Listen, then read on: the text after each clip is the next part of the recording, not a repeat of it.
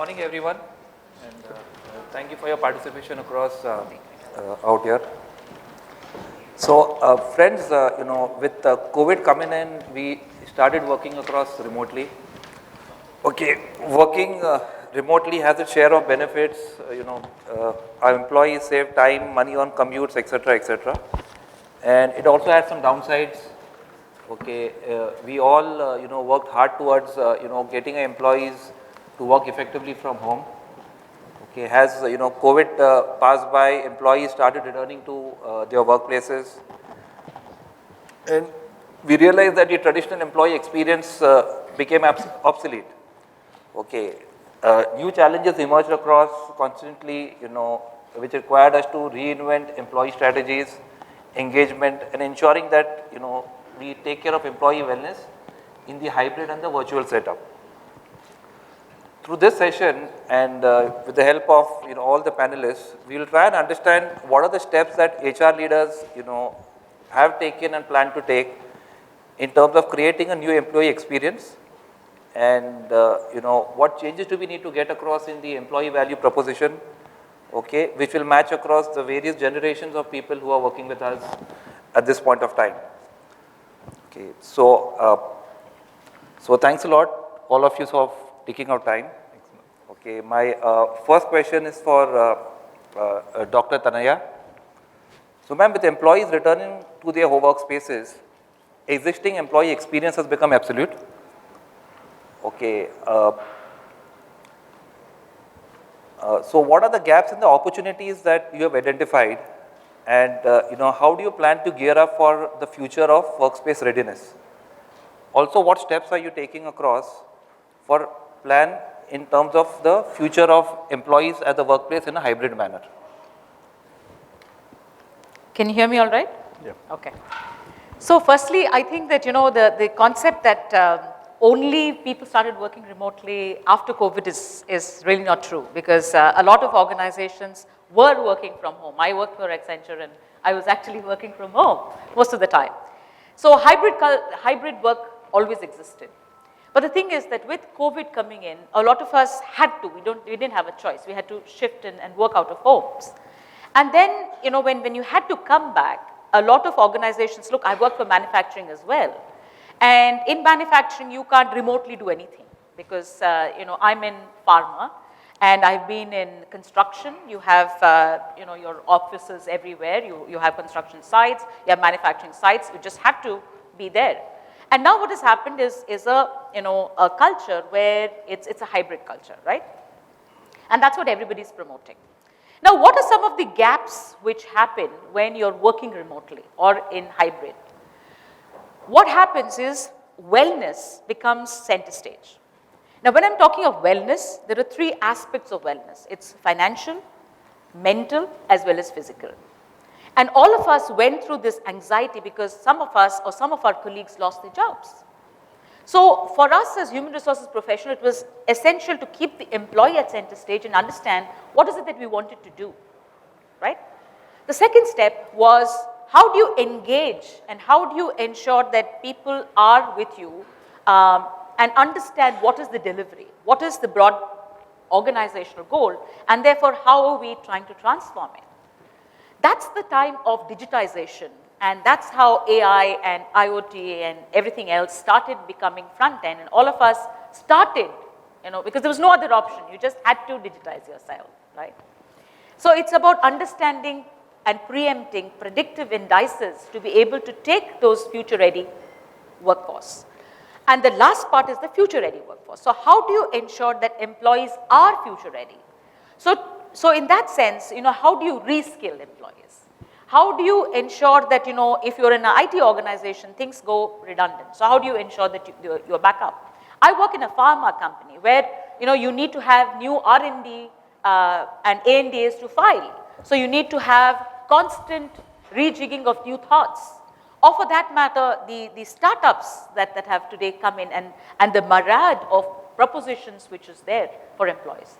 So there are a lot of things I can go on, but I shall wait for questions. So thank you, doctor. I'll just sort of put a couple of questions and picking up on what you said. You mentioned digital and you mentioned mental wellness. and especially with, employees not being with us all the time. Okay, could you throw some light in terms of, how do you try and sort of, take care of mental wellness using the digital space? Okay. So we did something called We Care, and we had, today a lot of proposals are available. So we did different kinds of things that suited people. So through digitization, we ensured that, we did things like Tibetan yoga, which made people happy. Everybody was cooped up. Imagine you are in Kuwait in a remote location and everybody's had COVID. So, we picked up apps and we downloaded apps to ensure that people were connected with each other and understood what was happening. We found a lot of suicidal tendencies. So we had predictive indices through a bit of big data to understand what harm could happen to a particular location. Of course, you can do PI and big data only if the data is very, very large, like an organization which is very large. So to understand, what kind of issues were coming up and to be able to preempt them.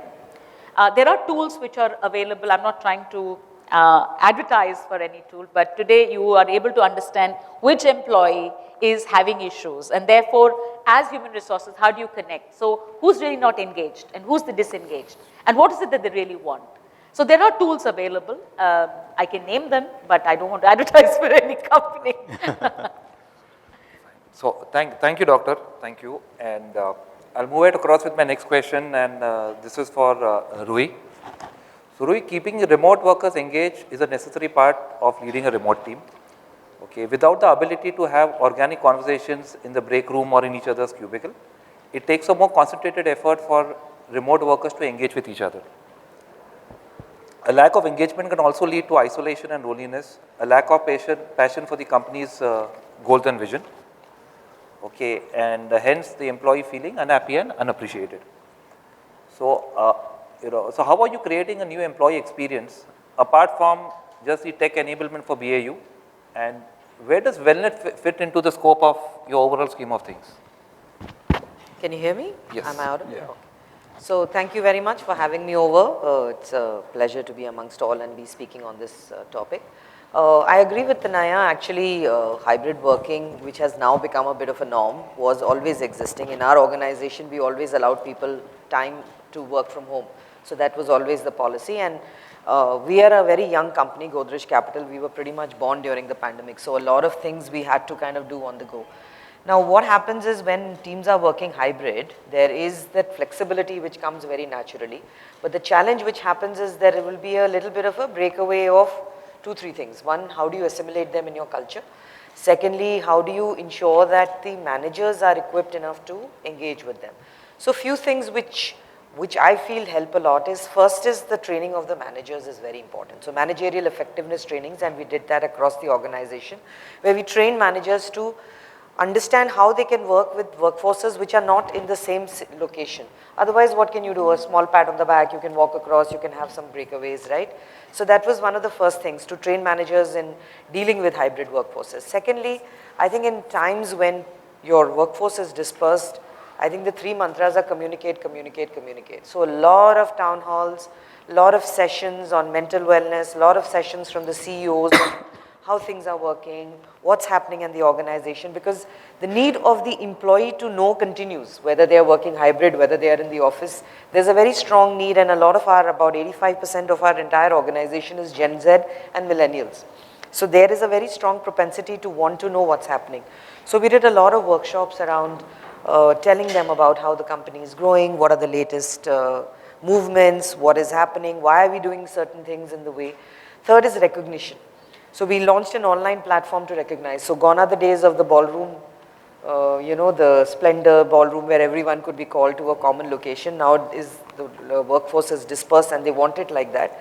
So we got on board a platform whereby recognition could be done in a very different manner. So recognizing people, having a lot of rewards, having a lot of mechanisms to appreciate, to tell stories of what's happening across. The fourth thing is, when you're not in the same location, assimilation culturally becomes a big challenge. So we've got a very strong induction program and we bring everyone over for that. So first 4 days of every human being's existence in our organization happens through a structured program called Get Set Grow. Called over, leaders talk to them, They are told about what the organization is. We have a beautiful office, Godrej one. I'd invite all of you to come over to Vikhroli and see that. So we give everyone that experience. And we ensure that everyone comes over and there is a bit of a stickiness and an association with the brand and the organization they are working for. Last but not the least, in a dispersed workforce scenario, listening becomes very important.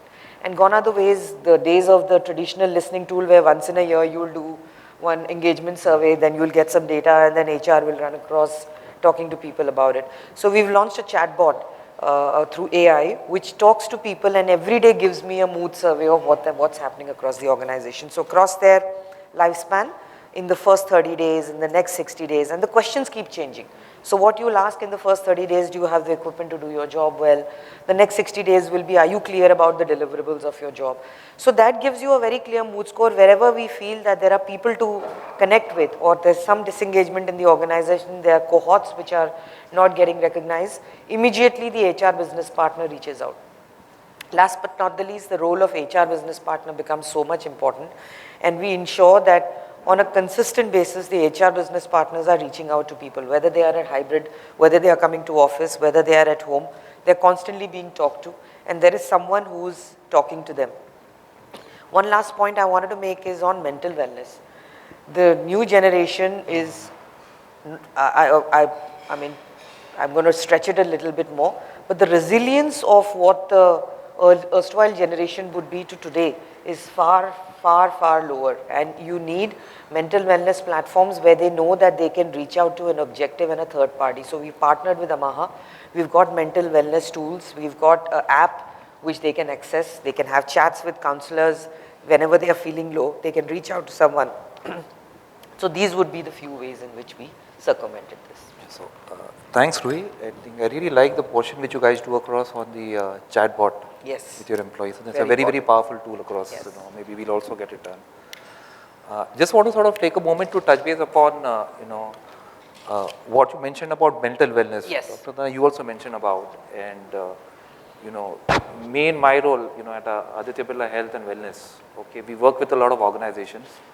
So I think the entire ability of an organization to have a pulse on the stress levels of employees is becoming a very crucial element. Okay, so if we are to work across towards getting a better health outcome in terms of our employees, which will further sort of result in better productivity, in better lesser absenteeism.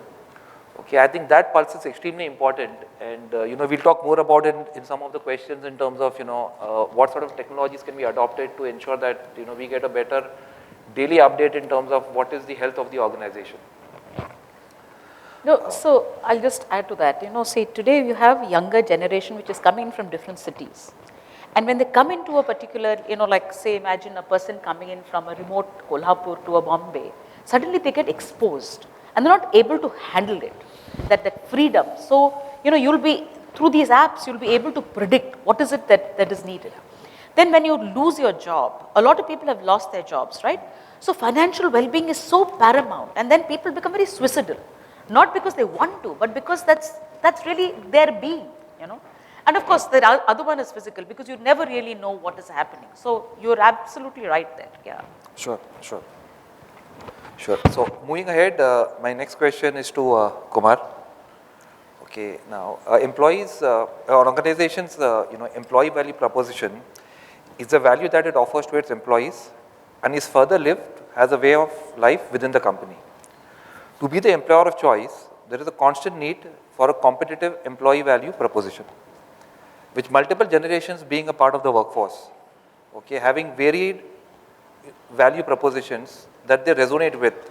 How do you marry the group value with the employee mix? Okay, and how are you defining the right employee value proposition to match the needs of all the multiple generations of people that are working with us?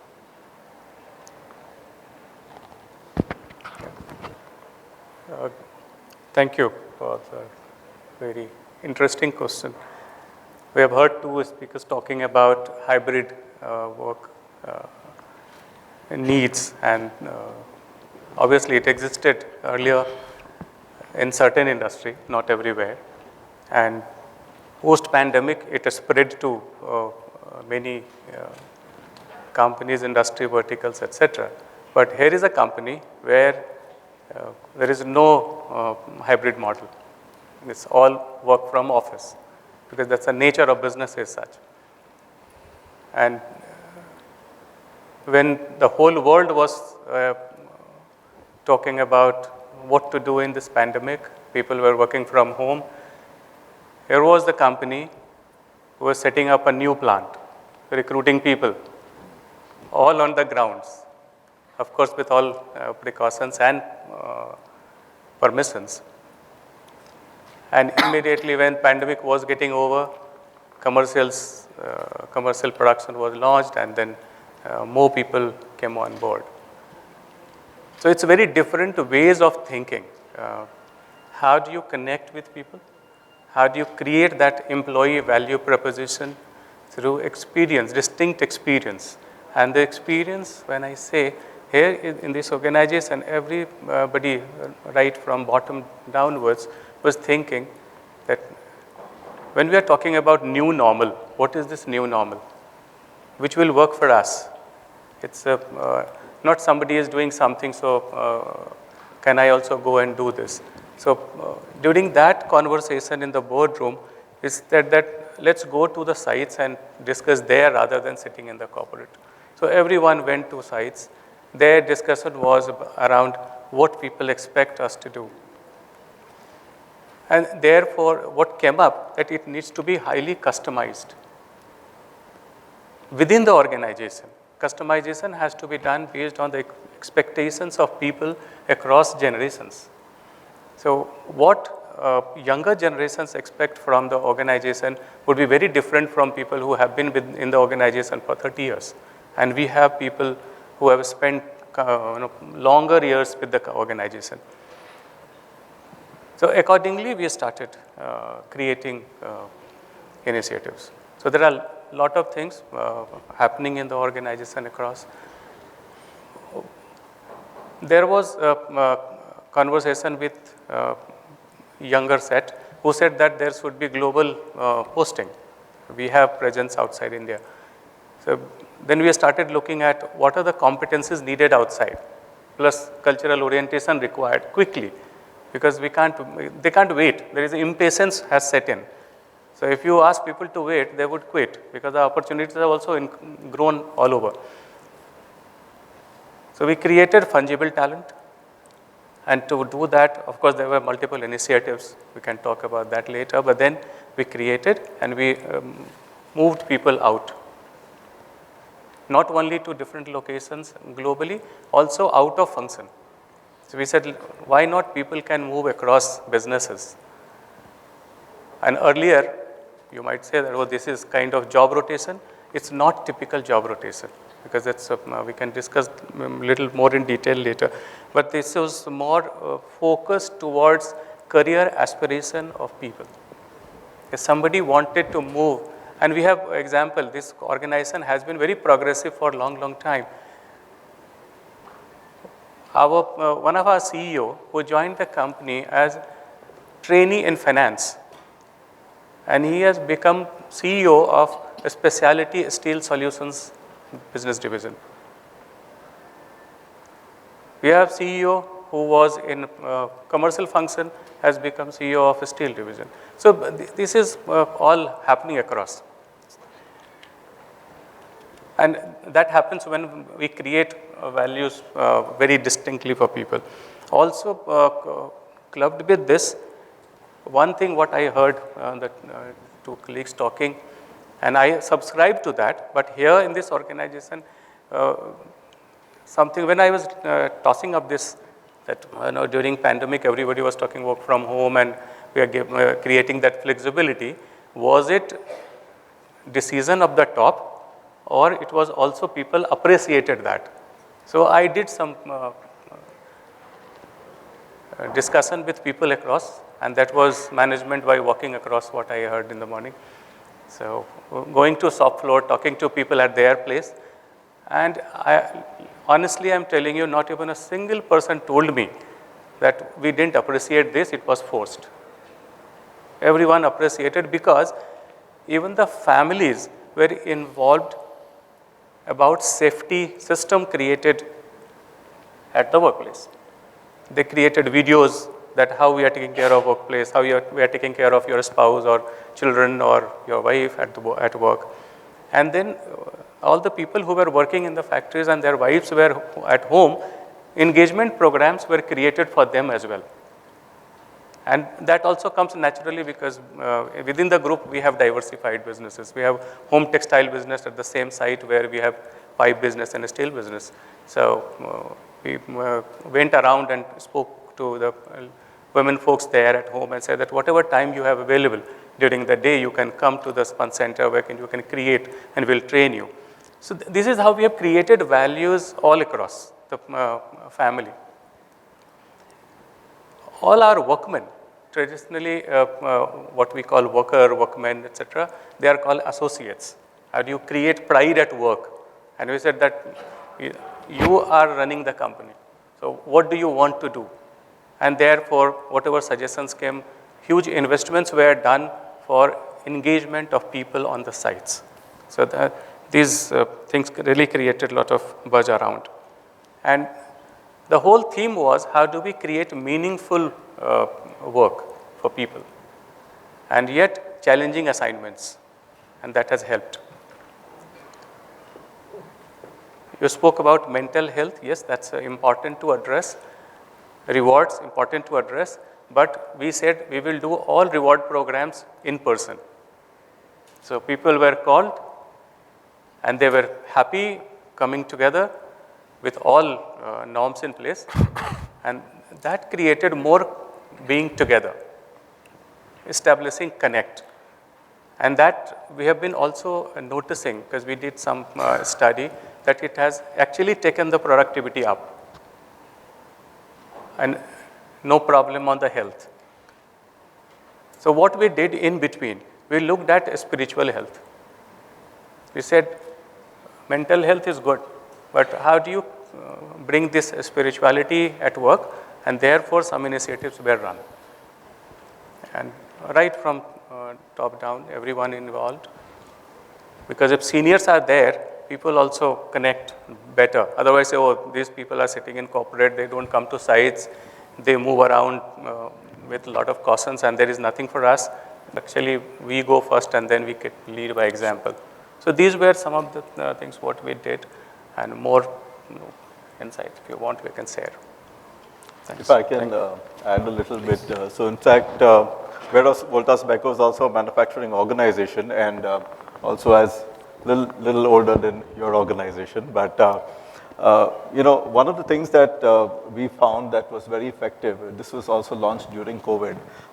Being a manufacturing organization, there was hybrid for the people who were on the offices, but for the rest of the people, it was more of those who had the shop floor wouldn't necessarily need to be there. So during that period, we actually created a reward and recognition program that actually made a lot of difference to the youngsters who were there. And our average age is in our shop floor is around 25, 28 at best. Now, the interesting thing is that we ran this program and we recognized efforts, we recognized achievements, we recognized excellence. Yeah. So this to me made a lot of difference because people felt that even for small things that they did that had a larger impact to the organization was being recognized at a larger forum. And okay, there's no major red carpet event, but there was a mix of, a quick appreciation on the spot, as well as, we would have a regular kind of a town hall where all of them would come at the shop floor and recognize even small wins that people made. That just encouraged people to do much more. And I think this is one, and I just wanted to add to what you mentioned, because manufacturing typically didn't get, I would say, an opportunity for people to work remotely, but ensuring that people were engaged when a large population was working remotely was also equally a challenge. I just wanted to add. Sorry, I'm also please. going to chime in. Look, and this is really from the heart. I mean, what COVID taught us was really working from the heart. We had our workforce, as I told, in remote Kuwait, okay? And some of our colleagues got COVID. And, we were completely awestruck. They were Indians stuck in a foreign land, and we didn't even know what it looked like, what a COVID center looked like. We said, send us pictures. And it had little white tents and just one socket and a bed, that's it. And so suddenly, immaterial of whether, because we have a lot of Sri Lankans and Filipinos and all of that, we all came together and we made kits. And people went, the Lulu is the famous, Yep. place there. And, Yep. and our colleagues in admin did not take care, they didn't care a damn about their own health. They stood in queues and got this kit and distributed to everybody. That's about humanity. That is what we are all about. It's the passion that you create in the workplace, and that's really the value proposition, I think. Absolutely. See, beyond that, we also ran a little survey to understand how do you reach out to people. And the second survey was also about offline versus online. Very interesting thing that people who wanted to reach out to others, colleagues and the society, in 8 hours from the launch of survey, we had 100% people participated. And lots of ideas that this is what we want to do and all that. Second thing, what we ran about online versus offline. About online, people participated, but there was only 8% of people who said that we would like to go for it. And 97% people said offline work needs to be done and we would be volunteering to do that. So point I'm driving is, it's a mindset in different industry is something which works. So people in IT, people in services, people in manufacturing is very, very, very different, as you Working said. very differently. Yes. Yeah, absolutely. Yeah. That we need to be very clear about. And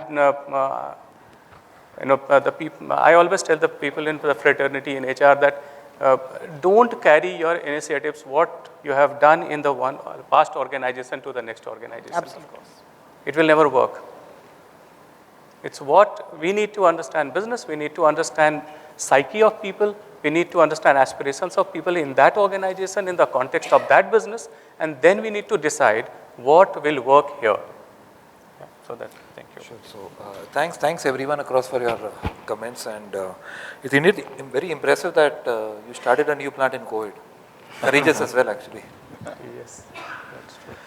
Okay, and so I think what I'll take back across from what all of you said is that employee engagement and even engagement with family, I think, were key parameters in terms of getting people in place in difficult times. Okay, I'll move on, Colin, to yourself. Okay, and Colin, so how do you prioritize employee wellness and why? And what strategies are you adopting for employee well-being with sustainable engagement? And do you think we can leverage tools and technologies to drive digital health and wellness, which is scalable and sustainable? Yeah. So thanks, Murtaza, for this question. And, prioritize employee wellness. Of course, I think it's a priority for all of us, given all that we've been through. And it is certainly important. I think most organizations have enhanced the budgets that they've had in terms of what they've had prior to this. But I think it is going to be a focus for all organizations going forward, that employee wellness is going to be critical and more important. But so let me try and decipher this. Why is this so very critical, and what are the really the impacts of employee wellness? I think one of the things that comes to my mind is the impact on productivity. So because I personally see that if you have a good, strong employee wellness program, there is a lot that one can benefit from overall productivity of people. You will have better employee satisfaction, where people will be happy to continue to work with you. And I think more important is if you go beyond just the employee and also try and cover the family around the employee, because that's actually, as you just mentioned a moment back, that's a stronger connect that you get for a longer period of time. And I just want to cite a little example which is not very directly related to wellness, but the fact that we have moved from an overall larger concept of compensation and benefits to a CTC approach has actually slowly diluted the impact of wellness related programs. Yeah, because finally employees are only looking at what's at the end of the what's the CTC that's being offered by the organization. And so that, I think, to my mind, has kind of diluted the impact of what are the associated benefits that one will get when one is associated with a company. And because of this, what's actually happened is that people have tend to not value those benefits as important as it is. And today, we've done a number of things in the wellness space, and I'm sure most of us around this have done much more in that area. But I think it is going to be of immense importance, particularly when we are talking about, regularly and correlating data. Besides, of course, doing the standard checks and balances and, introducing apps that, including employee assistant programs and so on and so forth. But the important point that I'm trying to say is correlate the various pieces of data that you have. So for example, you have data that emerges from your employee health insurance program.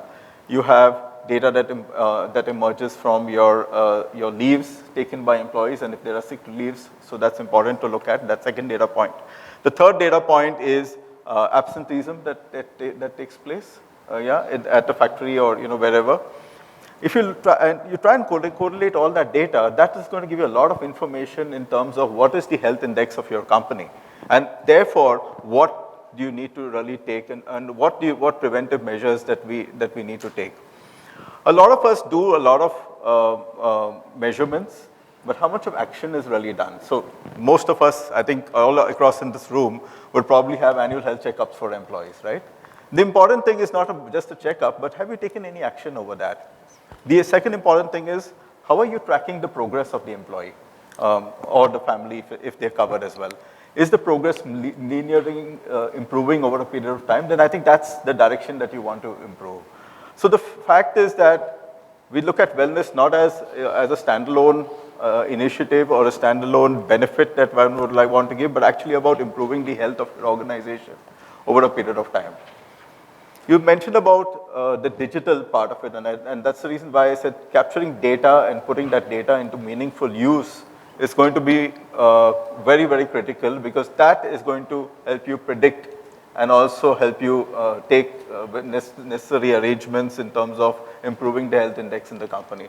So I think if you ask me, overall, employee wellness certainly is a top priority for all companies today. That's number one. Number two is the focus on improving the health index of the company is going to be of paramount importance. Number three is creating a mechanism where you have digital, so that you are able to digitize the entire data and put that together, as well as that helps that you're having a track of improvement that is taking place. And the last, I think it will have far more better productivity, reduce absenteeism, better satisfaction, and overall, I think you will have a better place to work. So these are things that will make a big benefit over a period of time. Sure. So, Colin, thanks. even, the wellness gets even into your cost to company structure. Absolutely. Even your CTCs, for instance, is changed, right?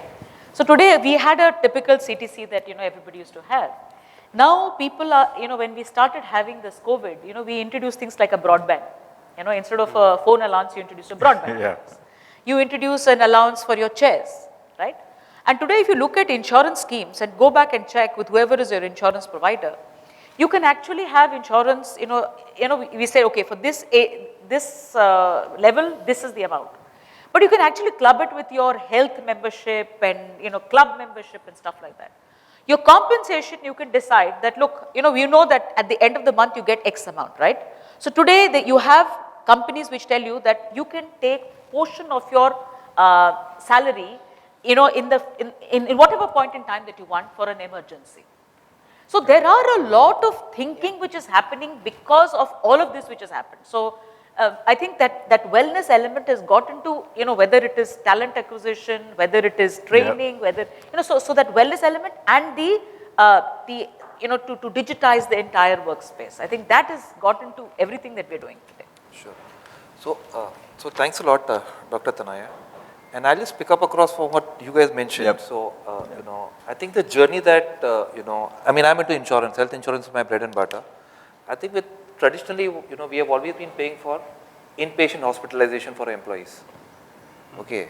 That's been what insurance covers as well. That's true.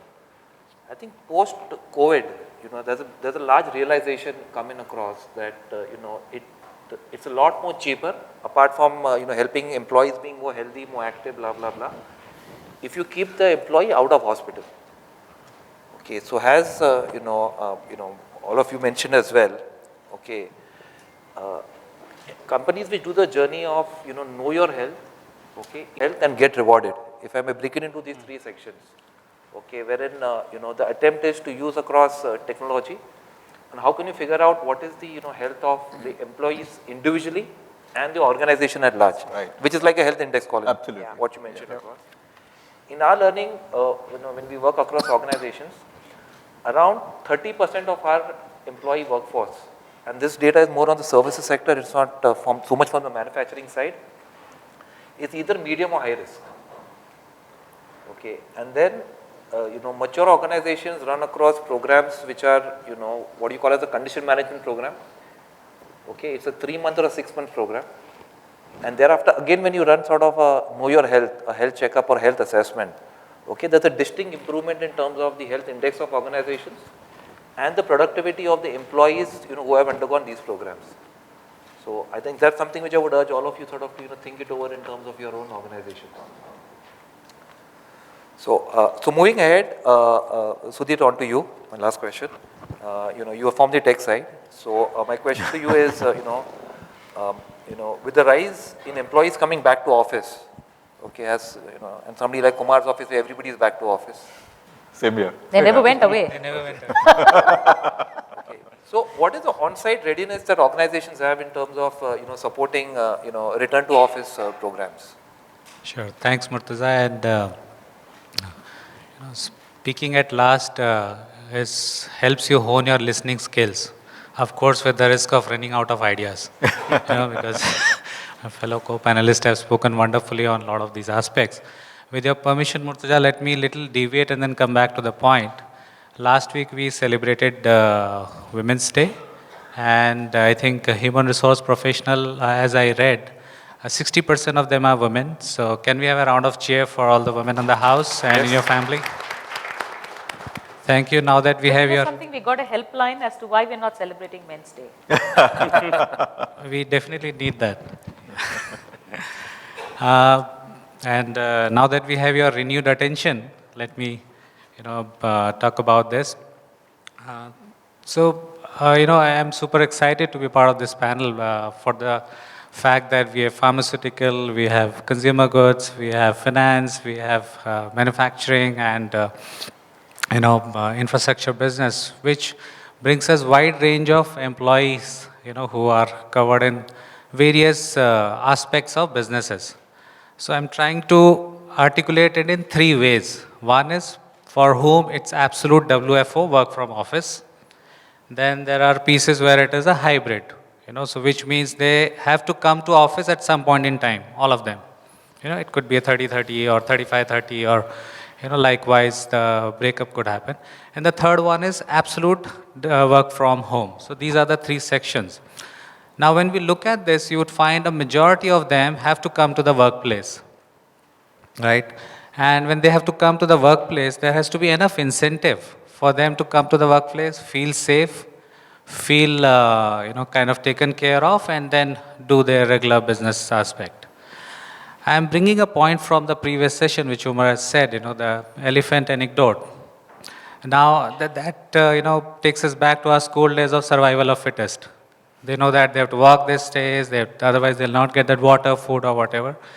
In our aspiration of, growth, development, I think the connotation with survival of fittest is economic, which has kind of, changed. So it is about time we should try to look at, it more fundamentally. And if you look at healthcare, I'll try to bring in again a perspective in 3 sections. One is which we call as physical health or a primary care, which is more of a clinical, your own health. And then second aspect is preventive care, which Murtaza spoke about, Colin also talked about. And the third one is well-being. Now that we are cutting across different generations, cutting across businesses, cutting across HR functions, it's important that we also look at healthcare in different sections so that, we can address it well. Moving on. Now, when we look at health, In last 10 years, we are focusing on health and trying to do so many initiatives. Some are successful, some are experimental, and we were still learning from that. But one moot point and the core point is that health is a matter of personal change, rather than a social change, and it is more internal versus external. So that is a very important aspect, and hence I would touch upon more fundamental things on health. How do we kind of look at that? In terms of the personal health or the primary care, how we have looked at different industries, and just a disclaimer, all the way I'm representing a tech organization, but from healthcare. So from that aspect, the way we look at the primary healthcare has to be achieved by means of clinical excellence, and it can always have an engagement surface to it, but at the core of it, the clinical excellence is very much required. And why it is required is, what happens is, in all these years, one of the things which we have done is we have kept health in one priority list, which is called as no priority list. And that's why we are trying to achieve a good health, which by its own means is not to be achieved. It is inherent. It is like your sleep, food, and everything. So it has to be inherent. And why it has happened is for few reasons, the kind of lifestyles, the kind of dynamism what we have. So we have organizations where they are manufacturing, they have plants, they have sites, we have products, we have services. What we're trying to bring in change is that within the workplace, if we can create an anchor point, what happens is in our businesses we sell, all of our in business houses, except if we have NGOs here. So that is called as point of sale, and the consumers, our consumers, they buy it. So that is called as point of purchase. So applying the same concept, we are saying when you are giving a wellness or you are extending well-being, extending other benefits to the employee, he is to buy it. Which in our health and healthcare perspective, we are saying is point of care. So the point of care for the employee and for the employer has to be singular. So if that happens, then the adoption, productivity, absenteeism, and the whole health index, would meet its end point as we expect it to be. What we try to do is we create on-site health centers, which are very different from the way OSHA is the guideline which government says. So we kind of have modernized that. We looked at it, and I'll give you quickly 3 examples, just keeping a time check. One is from a manufacturing setup. We have looked at how it will fit in their setup.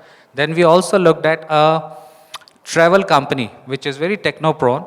They said that we don't want, the clinical excellence. What we want is a diversity, and we also want, millennials to kind of adopt that challenge. So we have created that also. The third one is for an aviation company, where they said, I have a combination of very high matured white collars, white collars, and then associated with blue collars also. So I do kind of blend in. So I'm saying that if you can customize and personalize these kind of health centers to suit these organizations, that could be your first point of change. So that's there. I would kind of take a pause here and touch upon the preventive and the sustainable aspects in the next section if time permits. But that's about it, what we should do. Sure. So Sudhir, thanks a lot. Sudhir, and I'll just pick up on one point which you mentioned across, which we had not picked up across, is the the non-preventive, non-inpatient, the portion which you picked up. Okay, and maybe I'll give it a term called as promotive health. And I think for all our people, as I was mentioning earlier across this, around 30% of our population, which requires some amount of preventive maintenance. Okay, and I think employees go in for preventive maintenance because they know something is wrong. Okay. The promotive part is something which is more of a habit. It's a lifestyle choice. Okay, and I think promotive part is about taking out time, whether it's going to the gym or it's going out walking, or as Kumar mentioned, doing something on the spiritual side, or whatever might be your individual thing. And it's more about if I may take an example, making it as a part of people's DNA. So for example, when we get up in the morning, we brush our teeth, or if you see elders across, we sort of fall at their legs. It's because we have been taught to do that since we are kids. But taking care of health, especially the promotive part, is not something which comes to us naturally. So I think one aspect of wellness program that you run across in your organizations, okay, should be where the promotive part is something that we promote effectively. Okay, like I tell a lot of my colleagues at work across, do you go to the gym or XYZ? They always say, I'm too busy across for work in the evenings. And then I tell them across, if your boss were to call for a meeting evening 8 o'clock every day, I'm sure you'll take out time. Okay, so just leaving that thought with you across that, promotive is also an essential part across of wellness programs, as, we do the journey in terms of, the all-encompassing, employee value proposition for our people. So, I think we are sort of, just on time now, so I'd like to sort of now conclude the session. Any comments from any of you before I conclude? Just one last point which I wanted to make is that when you're talking about preventive health, one of the challenges which also often happens, especially with the younger workforce, is stress. How is it that organizations work to minimize stress? Like coming to work, for a lot of people, like he's mentioned in his organizations, people are back at work, but a lot of people even to come into work face stress. So how can organizations factually work on reducing stress, whether it's by forcing people to take time off or inculcating good habits like encouraging their teams to have hobbies, or encouraging chat rooms where people can talk to each other, like, the AAs of the world. But I think the world's going to move towards that. The second is workplace design in itself. Are your workplace designed where people are working? Do they have enough sunlight? Are there collaborative workspaces where people can break away? So the ergonomic design, and I've seen that this program is also sponsored by Godrej Interior, but a lot of organizations are now investing in the workplace of the future by creating workplaces designs which naturally reduce stress and encourage well-being. So that's also a very integral part which is coming in. We are also heavily investing in that. Sure. Just two more points, to add to what I already said is, one is on the preventive side. I think we all were talking. It's very important that we baseline it. One is where we want to go, but it's also important to where we are currently. Yeah. So it's very important to baseline it. There are multiple methods. I'll not talk about whether it's a health checkup or a HRA or various other assessment tools are available. But it's very important to baseline. And then the way to look at it is more holistic, like Colin mentioned, is a health index. Yeah. That's another thing.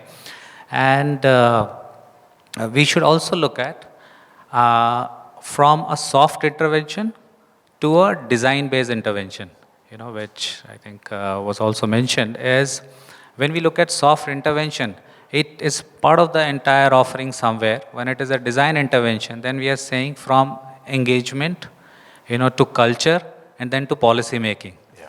So if performance is a health metric, then health should also be a health metric. True. So that's the way, I think if we could look at things, I think that's where the change will happen, And that's what I wanted to add quickly. Sure. Yeah, and if I can just add, I think that will help you progress in the direction that you want to go, because if you're constantly going to monitor that, it's going to make a big difference. Yeah. In fact, a lot of organizations actually have wellness and health as a part of a KPI. Yeah. Percentage. I wanted to mention that, but I think I just have a different opinion whether it needs to be really a KPI or it needs to be just get done as part of the working. Absolutely, the way absolutely. It is. Yeah. That should be more a part of educating people, creating more awareness. Yeah. And I'll just tell you that many times the word I used, spiritual, a lot of times is interchangeably used with religion. Spirituality has nothing to do with religion. And that's where I think a lot of people don't move on that path. And if I have to tell you one-liner, spirituality is journey within to explore my potential for my own growth. And therefore, there are various initiatives around this. And this is what is helping organizations, and also at Wellspun, there are various initiatives taken. And we are trying to educate people and the families that do together. what we teach you here, we also call families, and then we say that do it at home along with everyone, your children, your spouses, spouse, as well as some other relatives. Yeah. So you create camaraderie of work. And then also you spoke about workspace redesign. We have tried to redesign the whole factory. So we have spent a lot of money in redesigning the factory to make people feel comfortable. Because if you really go to some of those steel manufacturing units, there are huge blast furnaces and induction furnaces, etc., which generates heat. So, of course, there are protective gear, but then we said that no, it needs to be redesigned, and therefore we broke the wall and created more exhaust systems, spaces, so people can move around. There are a lot of work there, so very right point highlighted.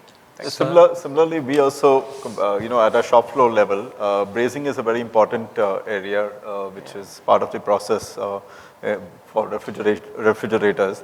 And so we too redesigned an entire portion, because when we did a ergonomics assessment, we realized that there were gaps, and we realized postures need to be better, as well as more ergonomically efficient. So I think that's something that we too did, and we did it during the COVID period as well. Nice.